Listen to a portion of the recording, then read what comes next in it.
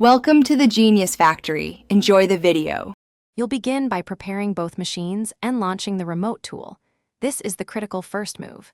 Make sure the host PC has remote access enabled in System Preferences or Settings, then install the same client on the controller PC. Once done, set a dedicated user account and enable 2FA or a complex password to limit risk. You're now ready to obtain the host's address, an IP, hostname, or tool-specific ID, which you'll use in the next step.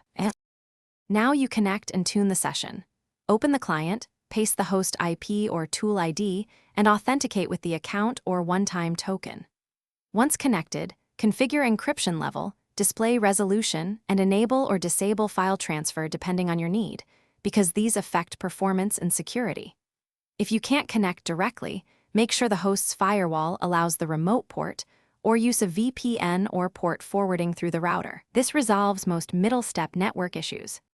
Finish by closing the session cleanly and logging out any temporary accounts. This prevents persistent open access. Make a short record of the IP, ports, and settings so you can repeat the process quickly. If something goes wrong, here's the key tip. Restart the remote service or client on the host, check system and firewall logs for blocked ports, and test the connection over the local network, first to isolate ISP or router issues before changing security settings. Thanks for watching. If you found this helpful, don't forget to like and subscribe.